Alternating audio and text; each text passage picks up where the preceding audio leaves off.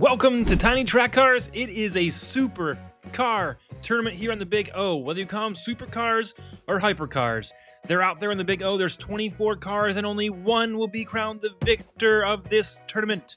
In group number 1, we have the Lamborghini Sesto Elemento in white. And everyone knows that is one of my favorite castings in the Lamborghini world. In spot number 2, we have the Bugatti Bolide. In spot number 3, we have the Pagani Utopia. And then we have another Lamborghini. It is the Veneno in gold. And then we have a metal-based Ferrari F40. We know the Ferraris are fast. We've seen them fast on the Tiny Track Cars open circuit. And last in this group, we have the Koenigsegg Gamera. We head straight into the start line. These cars will race 6 laps. 6 heats around the Big O, 2 laps each and every time they go round and round the Big O. Only 3 cars will move on to the next round. It's the Bugatti on the tail of the Sesto Elemento. Will the Bugatti be able to get by? Here comes the Veneno right in the Bugatti's tail. The Veneno tries to take the inside. The Veneno passes the Bugatti, passes the Sesto Elemento, and it's the Veneno across the finish line for first place. Lamborghini, Bugatti in race number 1. We're off to an epic start here at Tiny Track Cars. Folks, just a reminder here that if you picked a car at tinytrackcars.com and are part of the Diecast Racing League, you will be earning points on that leaderboard towards the end of the season and will be winning cool prizes if you're in the top 3 spots. So if you're not playing the Diecast Racing League, head to tinytrackcars.com and get signed up. It is free to play. There's actually a link down in the description if you want to play and pick a car and get invested and win some prizes for free. We head into race number 2. These cars rotate 1 car clockwise. It's the Bugatti Bolide in the first place pole position. Pagani Utopia right behind him. The Bugatti is way out in front. He takes off. The Utopia tries to make a block move. The Bugatti is backwards. I don't know what happened to him, but he is backwards. The Bugatti trying to catch up, trying to make up ground, slides slightly sideways. It looks like the Bugatti is going to be able to hold off the Pagani in reverse and take the win in race number 2. We'll slow that down for you here for the Tiny Track Cars instant replay and watch that race again. The Pagani bumps into the Bugatti, is unable to get by despite having a massive amount of track. This, folks, is the first time we've seen the new straightaways on this track. The grooves are a little bit softer and the lanes are a little bit wider. We went from 88 millimeters all the way up to 100 millimeters in the Spoolheads track sections. Thank you so much to Spoolheads for being an amazing partner and sponsor of this tournament. Go ahead and check out the link in the description if you're interested in some Spoolheads track. Russ at Spoolheads has been awesome to work with. All right, we have a battle between the Koenigsegg and the 2 Lamborghinis. Both Lamborghinis are able to get by the Koenigsegg, and it's a Ferrari F40 flat passing the Koenigsegg on the outside as well. Will the F40 be able to get by the Lamborghinis? It's close at the finish line. I don't think he was able to get by, but we're going to slow it down for you and watch again. Out front, we don't know who's winning. We have a Bugatti up there. We have a Pagani up there. And I can't, those two sound very familiar. Pagani, Bugatti, Pagani, Bugatti. Don't say that 10 times fast, or if you do, you'll be awesome.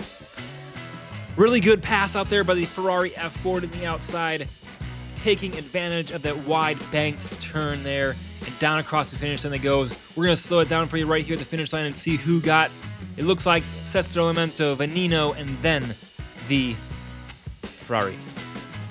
We have a tight battle for first, second, third, and fourth. Unfortunately, some cars are not doing so hot in this first round. I promise you folks, the racing will get competitive as we go into the next round and into the finals. These fast cars are going to be moving on. And speaking of fast cars, it's the Bugatti looking good on the outside. The Bugatti putting some pressure on the Pagani, but the Pagani able to hold out the Bugatti, and down across the finish line they go. 6 points for the Pagani. Again, this score system is 6 points for first, 5, 4, 3, 2, 1, and a 0 if you don't finish. But if you don't finish on the Big O, you got some serious problems because there's really no flat spots. Wait a second. It's all flat. Tricked ya. It's not flat. It's all downhill. These cars don't have motors. All gravity. The throttle is the gravity, but not to be confused with Gravity Throttle Racing, which is also a great YouTube channel if you have not checked out Gravity Throttle Racing on YouTube. All right, we see the last cars trickle across the finish line, the 2 Lamborghinis, and folks, it's the Bugatti out front, the Pagani right behind it, and a tie with 14 points for 3rd place. Who knows who's going to move on? The cars rotate 1 position clockwise. The Bugatti has been fast, but he's in the back right. The Pagani and the Bugatti are pushing that Koenigsegg. The Koenigsegg, we know, has been slow. The Pagani takes the inside in a fast move. And then he takes the outside on the Koenigsegg and gets by the Pagani. Going to put some more points on the board. Can the Bugatti get by the Gamera? He does not get by. Down across the finish line he goes. Pagani, Koenigsegg, Bugatti, and I didn't even see who was after that. But the Sesto Lamento brings up the rear in this pack. Watch this move right here by the Pagani. Comes from the outside. As soon as the track opens up to open lanes, he takes the inside right in front of the inside cars. Is able right there after getting bumped by the Bugatti to take the outside on the Gamera. The Lamborghini Veneno trying to squeak by as well, but is unable to. Gets hung up a little bit there between the Koenigsegg and the Bugatti, who are battling. The Koenigsegg holds off the Bugatti, but unfortunately the Koenigsegg is not even in the race at all and is not going to move on either way. Spoiler alert, that car hasn't done well in this year group. Going into the last race, we have a battle between the Veneno and whatever car was in the first place position, with not as many points as the person in first and second. Someone let me know what that was. But here we go. We're going to find out right now. The Veneno out front, Sesto Lamento in second. Whoa! Like a lightning bolt, the Bugatti just takes the inside on both of the Lamborghini, and he is out of there, folks. We'll follow him down to the finish line, and nobody else is in sight. Bugatti in first, Veneno in second, Sesto Lamento, Koenigsegg Gamera, and here comes the Pagani, and last but not least, the Ferrari F40 with his hatch bouncing around. We should have taped that thing shut like we did in the Ferrari tournament. But the highlight of this race is the Bugatti. They're taking the inside of the Lamborghini Veneno and the Sesto Lamento, looking extremely fast, folks. You got to look out for that Bugatti. He is fast, and he is low, and he is wide, and he is looking good. He might be a contender for the finals. We'll find out. We'll see who's in our next groups coming up in just 1 second. Right after we watch these slow cars trickle across the finish line. I like to say the word trickle. I don't know why. It's the Bugatti moving on, it's the Pagani moving on, and it's the Lamborghini Veneno inching out the Lamborghini Sesto Lamento. We will move those 3 cars on in the bracket. Did you pick any of those 3 cars in the Diecast Racing League? If you did, you're 1 step closer to earning points. Not points yet. You have to make it in the finals for points. However, we are awarding 6 points positions in this tournament compared to 4 on the Tiny Track Cars Open Circuit.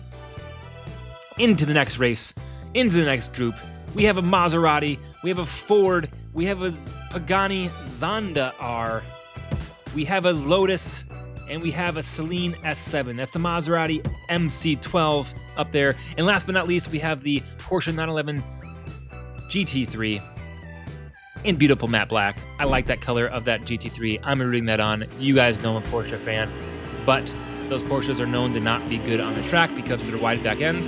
But that stuff does not matter on the Big O because it's open. It is wide. We have the Lotus Emira. Is that the Emira? That is the Lotus Emira, confirmed. That started in the pole position. It's the Celine S7 show, folks, of taking the inside and passing those cars.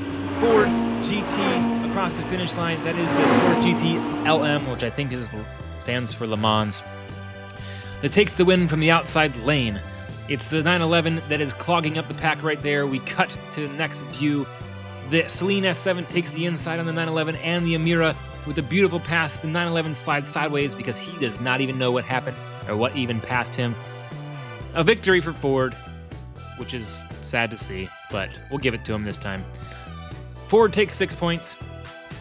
How is a Ford in an exotic supercar tournament? Who picked these cars anyways? Although the Ford GT is pretty dang exotic and pretty dang super. All right, the Maserati moves to the pole position, followed by the Zonda. That's a Speed Machine Zonda. That is a metal-based car with the Speed Machine's wheels. But it's the Celine S7 pushing his way through from the 3rd place position to the 1st place position. And then we have a slight pileup, and the 911 bashes into everybody, causing an absolute mess out there on the track. Celine S7 crosses the finish line first. It's the Maserati in second. Here comes the Zonda R. We have the Lotus, and then the Ford GT passing the 911 at the finish line, folks. Look at that Celine S7 make his way, push his way, works his way. Whatever he does, he makes his way past those cars and into the first place position. Looking good out there in baby blue. That's not baby blue at all, that's just blue. And there's the replay of the pile of way too much money. Can somebody add up how much money is in this race? And then how much damage happened by cars bashing into each other? And how many hundreds of thousands of dollars, if not millions of dollars? That Pagani Zonda R, I'm pretty sure, is like a $3 million car. 911 GT3 is expensive, but nowhere near the value of that Pagani. What's the value of the Pagani? I'm pretty sure it's around $3 million. Pagani Zonda R. Out there in the pole position now, the Zonda weighing the most out of all of these cars, but doesn't seem to have the wheel speed as some of these other vehicles. It's the 911 that makes the pass at the inside, but the Zonda is off to the races, the 911 falling back, and then we have a Celine S7 in reverse. Something happened to the Zonda. The Celine in reverse passes the 911, making a run for the Zonda, but does not have enough. He takes second place after the Zonda, and then we have a bunch of cars spinning. I blame it on the Ford. The cars spinning across the finish line had to be because of the Ford. Let's go ahead and watch that. It probably wasn't the Ford, but I'm going to blame it on the Ford anyways. Watch that Celine S7 in reverse, almost catching up to the Zonda in reverse. I'm not sure why these cars are out here driving in reverse. Do they know there's more forward gears than reverse gears? Unless you're an electric vehicle, then you just don't have any. You just go in both directions. But forward is definitely faster than reverse, I will tell you that much for sure. And they make rear view mirrors for a reason. If you're wondering what's behind you, do not spin your car around. Just look in your rear view mirror. All right, it's the Celine S7. My prediction is he is going to run away with this one because he is clearly one of the faster cars in this group. The 911 pulls a dirty move and blocks the Ford GT. And then we have a pile up between the Zonda and the Maserati in the back. We'll follow the Ford. The Ford takes a jab at the 911. What is the 911 doing? He's sideways. He's all over the track. That Ford GT, which we'll see in the replay, had to squeeze between the 911 and the side barrier and kind of pulls a slight little wheelie here. 911 trying to block the Ford right there. Doesn't get by. And then 911 tries to block again, but watch the move by the Ford. Whoa, the Maserati almost loses it too. Watch right here. Wait, we missed that completely? Well, we're going to have to talk to our replay team, folks. Unless it was my eyes that deceived me, and it was the Maserati that got pinched, and it wasn't the Ford GT that got pinched. Maybe we'll, after this live, go ahead and back and watch this race again and see what might have happened back there in race number 4. But we're moving on to race number 5 because we have lots of racing, lots of action, and lots of excitement in this supercar tournament. The Celine S7 is absolutely gone. It's the 911 spinning around again. I'm not sure if that staggered wheels help him, well, hinder him from going straight and make him spin around, but he is not doing too good. He is unable to keep that 911 straight, but he's flying in reverse and is able to pass the Maserati. He doesn't get by the Maserati. He takes 4th place after some scraping and bumping and bruising. I don't even know what the 911 is doing. I really wish that one was going to do good, and I want to root him on in this tournament. But driving like that, I'm rooting for the Ford instead. It's the Celine S7 down across the finish line. That long wheelbase, long chassis, supercar is extra fast here. I expected the Maserati to do good as well. That was also a long, slender body, but he doesn't seem to have the speed of that Celine S7. 20 points for the Zonda, 28 for the Celine. Who's going to make it? Who's going to be in the top 3 and move on to the next round, round number 2 in this supercar tournament? It's the Ford GT Le Mans, or LM, out front. The 911 takes the inside. The 911 blocking the Celine S7. Is the 911 going to turn this one around and actually put some points on the board? It's the Ford GT out front, but we're following the 911. He's gaining on the Ford. But does he have enough? No, it's the Ford across the finish line. The 911, Celine, Maserati, Lotus, Mira, and then we have the Pagani coming across for last place. I think the chances of the Pagani moving on, he might have just blown it. We'll find out in just a second here when we pull up the points total to see who moved on to the next round. Who's going to move on to the next round? Is it the Ford? The Ford has placed very well. We know the Celine S7 is going to move on. He has enough points already to move on. And joining the Celine S7, we find out...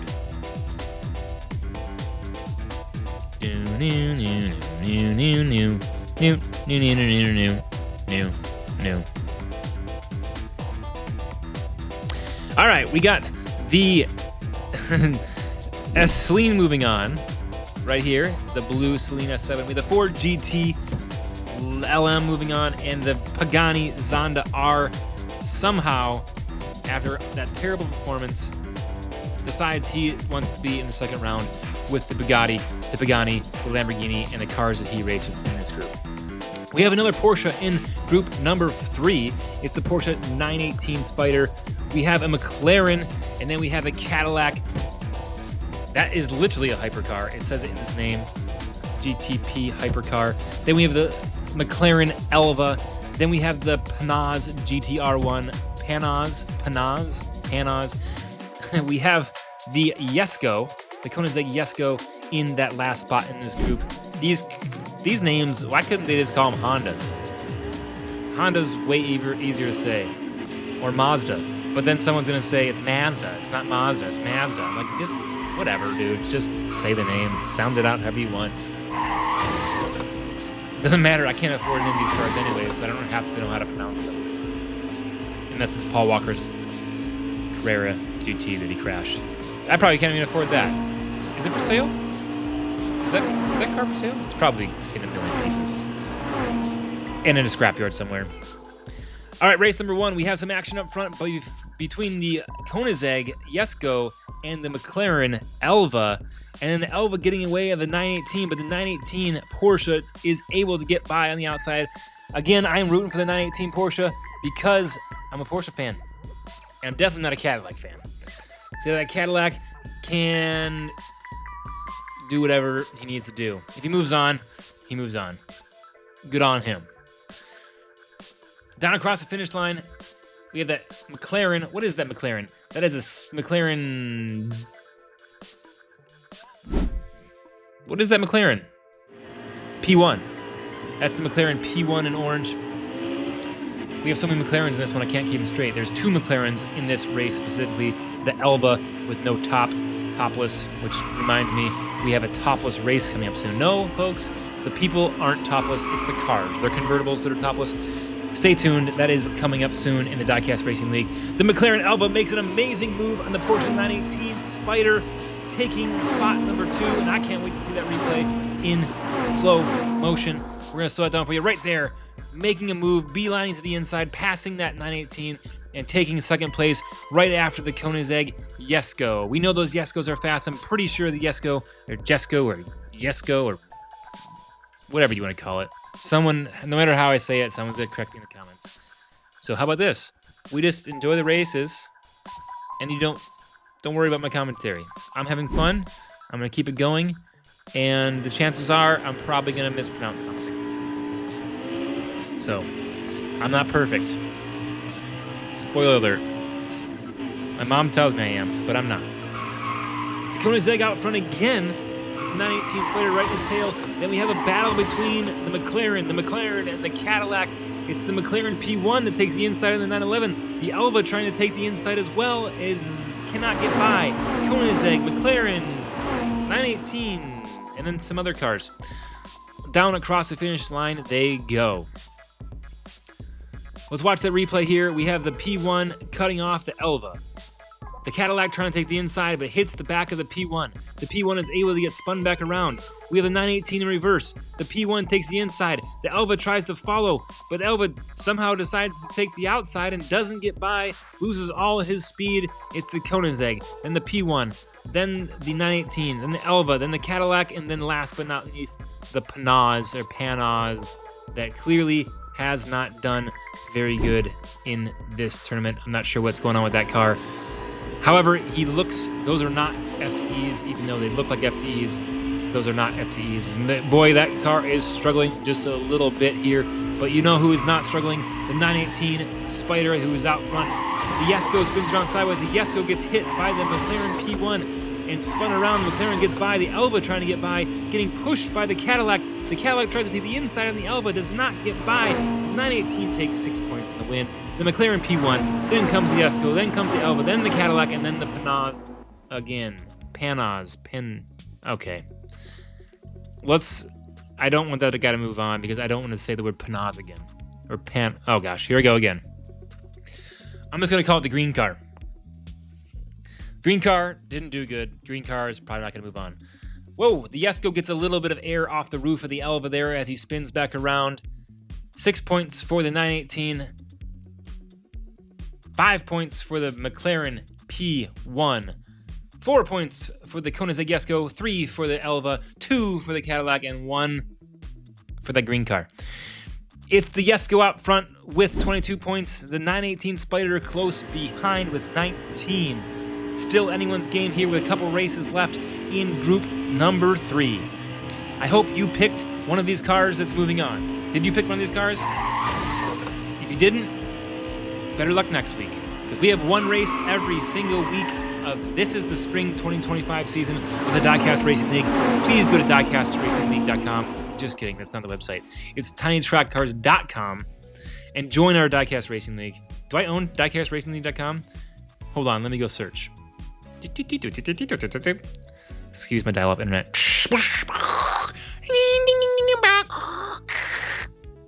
That's my best dial-up impression.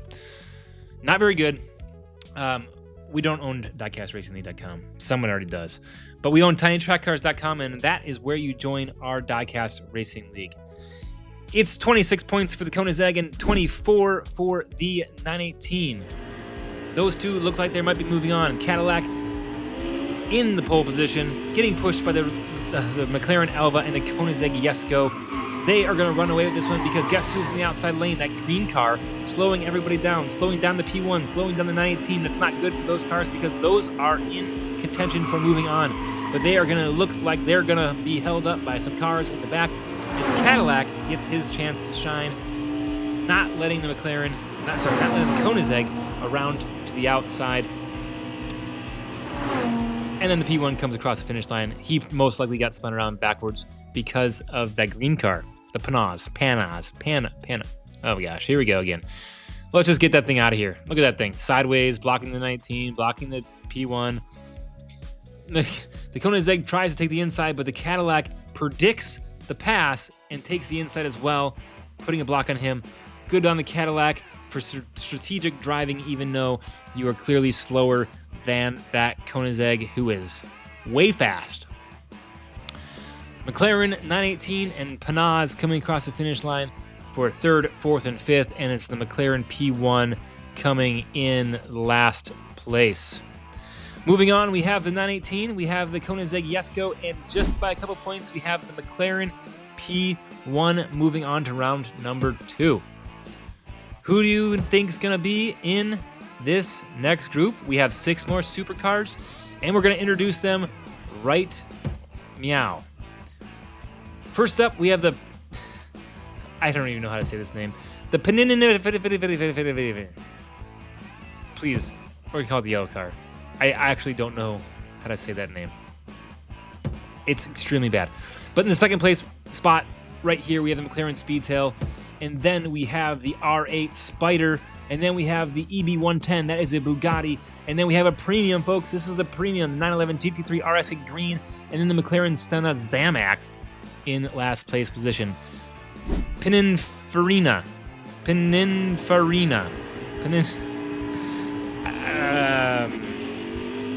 Yellow car out front in the pole position. I'm no good at this. I shouldn't be an announcer. If you think you can announce better than me and you can be more entertaining than me, please send me an email at tinytrackcars@gmail.com and apply for the commentator job. We have Nathan, who's done a great job in the past, which we plan on bringing back in the near future. But you never know. If you think you're great, if you think you're good, let me know. send me an email or drop it in the comments. We'll give you a chance. We'll give you a shot. Everyone deserves a shot at replacing Ned at the great announcer person Nader. If you think I'm doing a great job and you do not want me to change, let me know in the comments as well. Your feedback is always appreciated. If you want to see Patrick back for more episodes, let me know in the comments. Bring back Patrick in the comments. If you want to see Craig, our terrible announcer from Rainier Rallycross, that now is the owner of a used car dealership, and that's what he does for a living. He gave up announcing. Drop Craig in the comments. So Patrick, Craig, votes for Ned, or if you think you can do a better job, let me know and we'll give you a shot here. The yellow car takes the inside, and holy cannoli makes an awesome pass to end that Audi R8 Spider. The Sienna making his way in that third place position, battling with that EB110. That EB110 is probably another one of my favorite castings. I love the casting, but if you look at the real car, Google Bugatti EB110, look at that car. It is an absolute piece of artwork. And I don't think, even though I like the Hot Wheels casting of the EB110, the real life car just absolutely blows my mind and is a pinnacle of supercar history. So go Google it. Bugatti EB110, reallife.com. Don't put .com. However, the Bugatti EB110 getting held up by the McLaren Senna. It must be a Zamac thing. Speaking of Zamac thing, we are going to work in a Zamac versus Red Edition tournament. Yes, folks, it's going to be a bunch of Zamacs with no paint versus Red Edition cars with red paint. But not all Red Editions have red paint, so it's going to be some black cars, some red cars, and I think there's actually some white Red Editions as well. All right, let's get back to announcing this race. I think I'm avoiding it because the yellow car, the Pininfarina, the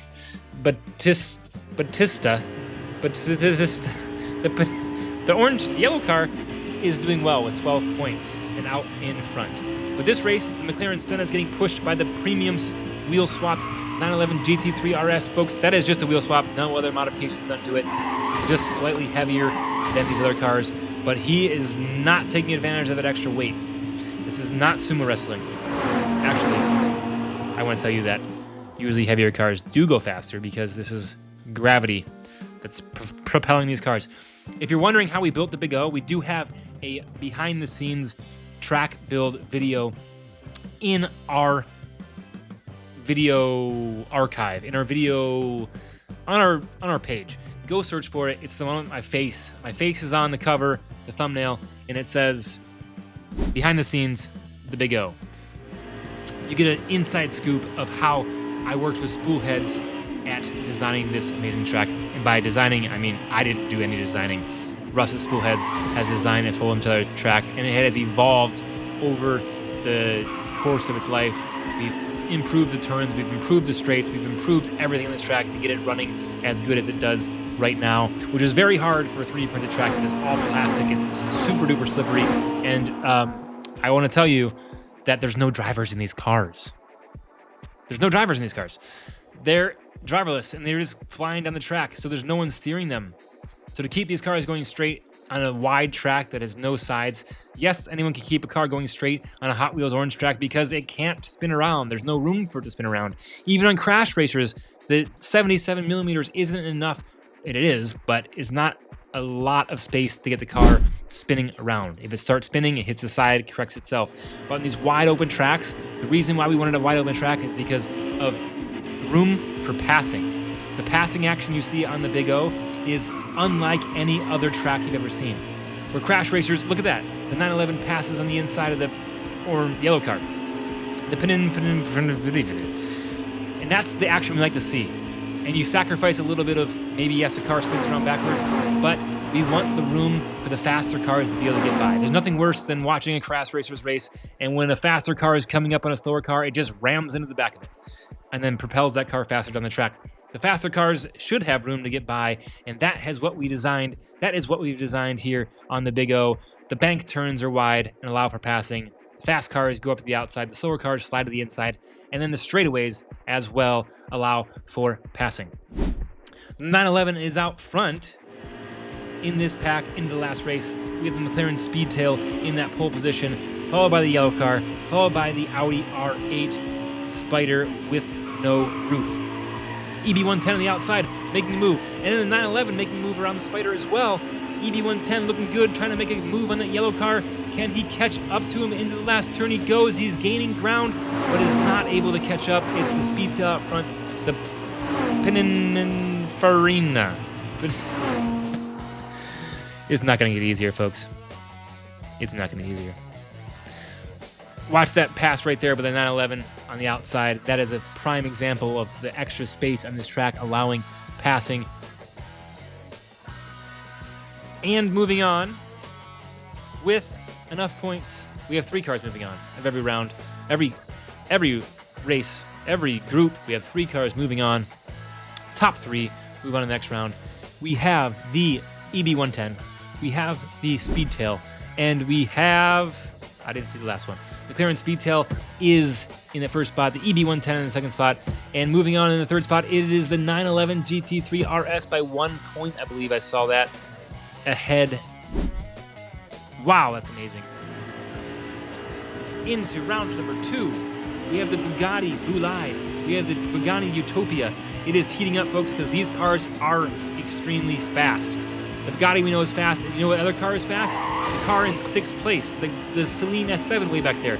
The Veneno and the Ford GT get by the Utopia on the inside. Bugatti, Veneno, Ford. Watch this action again. Pagani sideways. Veneno takes the inside. Ford GT takes the inside. The Ford GT trying to make a move on the Veneno, but the Veneno has too much top end. It's the Bugatti, Veneno, Ford, Pagani, Zonda, and Celine S7 in the last spot with 1 point. Not good for that Celine S7. That's another one that I wish will do good. I really like that casting as well. Rooting on that Celine. He's actually started in the 6th place position, so that was his turn to get 1 point, but I would have liked to see him pass some people. The Pagani spins around sideways. He is passed by 3 people on both sides, folks. We had a 3-wide battle right there. Pagani not coming out on the good side of that battle, but he is back to battling with the Celine and the Ford GT. It's the Veneno, the Boulide, the Celine. Watch this pass right here. The Bugatti passes on the outside, and the Veneno passes on the inside, and the Celine S7 passes on the inside, and the Ford GT tries to make it by, but is unable. He gets bumped. The Pagani bumps him front to front, nose to nose, but the Ford GT, I think, makes it by right here. Does he make it by? Celine S7 kind of interfering just a little bit. Man, that's a tight battle. Down across the finish line, we have the Veneno, the Bugatti, the Celine S7, and then, folks, it's the... I don't know who is in front, but the Zonda is in last.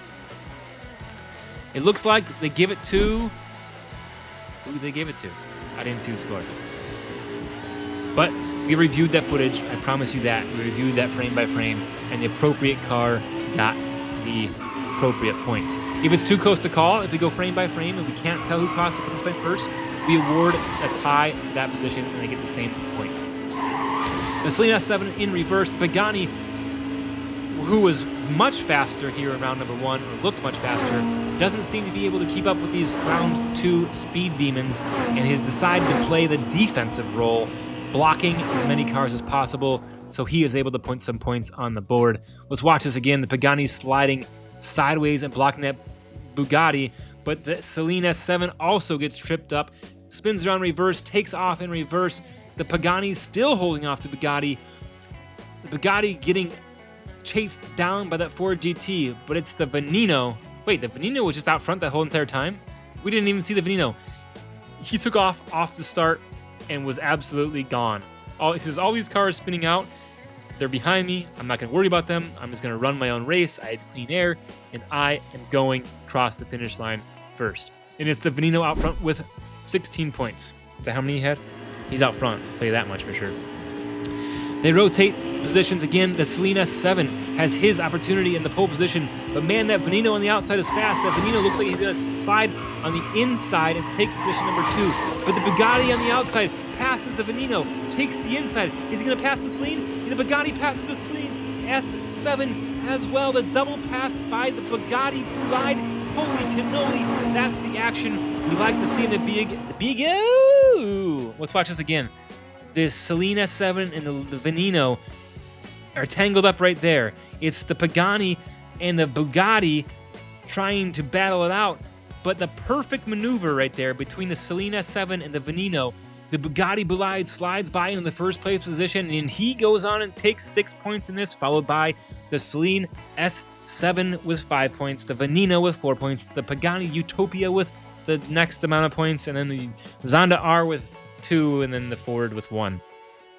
It's the Bugatti and the Veneno out front with the Celine S7 close right behind. Folks, it's still anybody's game because these cars have to race from the back of the pack now. It's the Zonda R out front. Luckily, that Celine S7 is still out there, but can he get by the pack? He gets outside the Zonda R with the Ford GT right in his tail. The Celine S7 spins around backwards again. He is struggling with keeping that thing forward, and the Ford GT takes the first place position, and the Bugatti Blide takes the inside on the Celine S7 and moves into the second place. Watch that Bugatti Blide. Right there, he's in the 4th place position.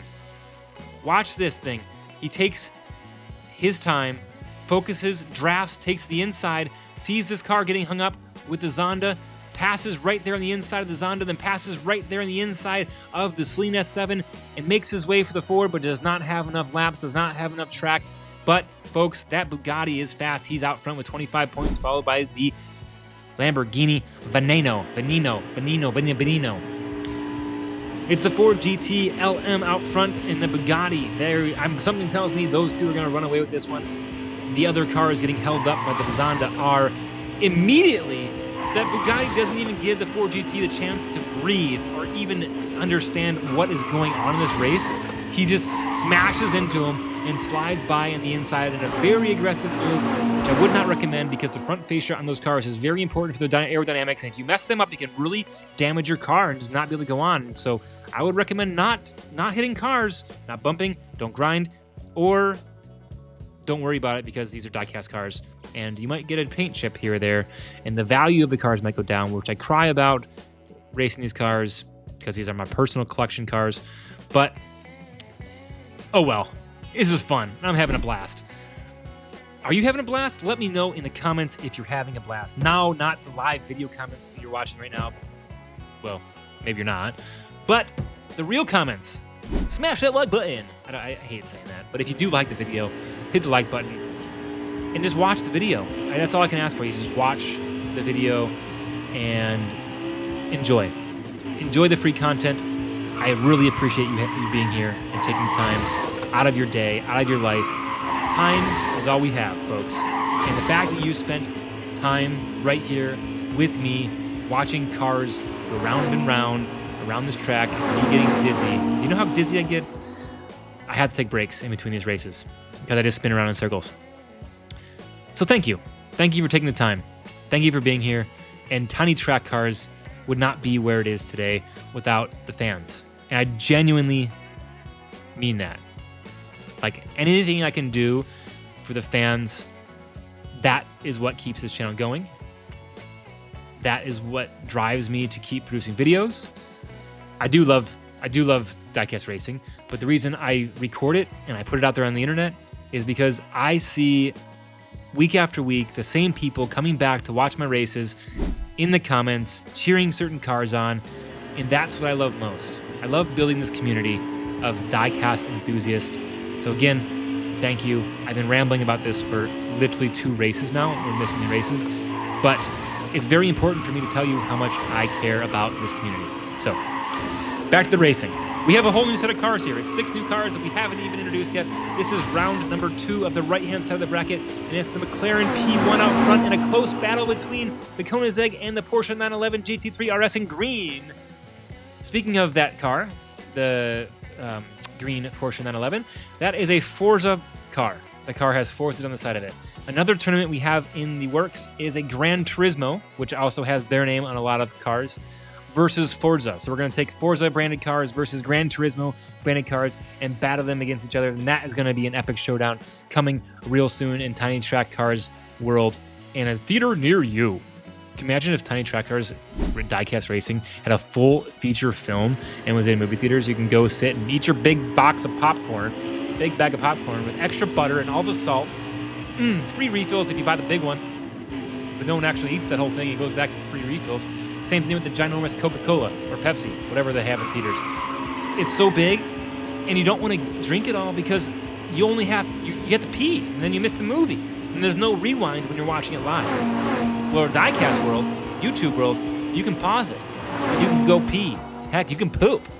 And you can come back to this whenever you want. And it's going to be here. And you can watch the whole thing, and guess what? Watch it again. It's free to watch it a second time. So watch it, and rewatch it. Watch it with your friends. Watch it with your family. Watch it with your kids. Watch it with everybody. Watch it with John Travolta. I don't know why I thought of John Travolta. Why? Word association. Why would I have thought of John Travolta?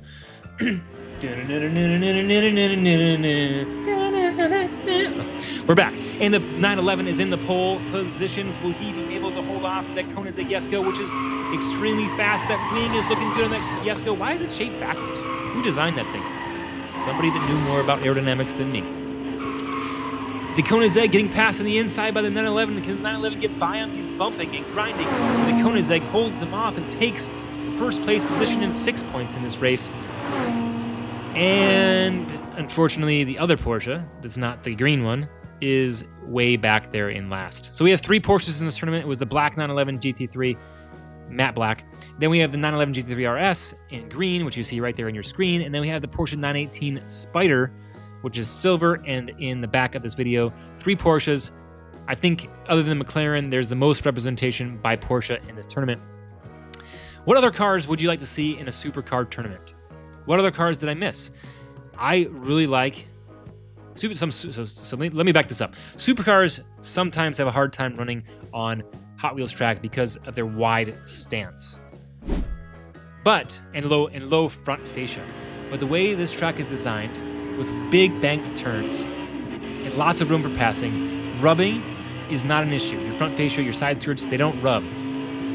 So we can run literally anything down this track. What kind of cars have you not been able to see on a normal diecast racing track that you want to see on the Big O? Let me know in the comments. And folks, right here is the Bugatti EB110 show as he passes and takes a first place victory in this here race. In last place, it's the P1. The McLaren P1. Let's watch this pass on the speed tail by the Bugatti EB110. Looking really good. And then the 911 comes on the outside of the speed tail. Does not have enough speed, but there you see the speed tail. You see the 911 and the Koenigsegg in a row, drafting off each other, trying to catch that car out in front, but does not have the speed it needs to get there. 23 points out front. It's the Koenigsegg. We have a tie for second place between the Bugatti and the 911.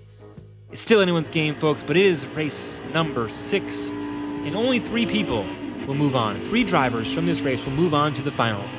Which one is it going to be? I'm feeling like it might be the Bugatti because he has enough points and he's out there in front, passing the speed tail again, looking good. Now here comes the 911 right in the speed tail's tail. Speed tail's tail. Speed tail's tail's tails. How much wood could a woodchuck chuck a woodchuck could Chuck Norris? The answer is all of it, because it's Chuck Norris. Man, I just went down a rabbit hole in my head of Chuck Norris jokes. Some of them have bad words in them, so I didn't tell another Chuck Norris joke. If you're interested in my Chuck Norris humor, go ahead and check out my Chuck Norris channel. I don't have that, but that'd be cool. Ned Munson, dressed up as Chuck Norris, karate chopping, roundhouse kicking people in the heads. Did you know that the Bermuda Triangle used to be the Bermuda Square before Chuck Norris roundhouse kicked the side off of it? I didn't know either, but it's true. The Koenigsegg Jesko moves into the finals with the Bugatti EB110, and joining them in the 3rd spot, yes, folks, it's a Porsche 911 GT3 RS. We have 2 Bugattis, a Lamborghini, a Porsche, a Koenigsegg, and a Celine S7. Was your pick in the Diecast Racing League still here in the finals? If your pick is in the finals right here, you'll earn some points. You'll earn a lot of points, or you'll earn a little bit of points, but you're going to earn some points and move up the leaderboard. And if you're not playing, go to tinytrackcars.com and make sure to sign up and play for free. You get to win some cool stuff at the end of the year. Well, you don't get to win. The people on the top of the leaderboard get to win. But it's free to play, and you move your way up the leaderboard, and there's free stuff that you can win. All right, this race number 1 of the finals is a little crazy. Our camera angle right there is on the Koenigsegg battling against the EB110, and the Saleen S7 running into that EB110. It's the Bugatti Boulide out front, the Lamborghini Veneno in second. Here comes the Jesko EB110, the Saleen S7, and the 911 GT3 RS, which still rooting for it, but only has 1 point. In the race number 2 they go, the Veneno is out front, the Saleen S7, but the Bugatti are on the outside, and we know those two are fast. Will they be able to take advantage of that outside lane?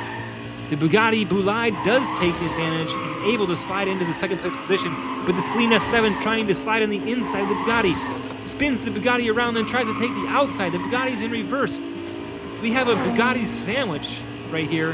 Saleen is getting sandwiched by the Bugattis nose to nose, end to end, and the Veneno is the one that goes on and takes the win in this one. Then a Bugatti, then a Saleen, then a Bugatti, and unfortunately, the Koenigsegg Jesko is back there spinning around, getting pushed around by the 911 GT3 RS, which looks like takes last place again.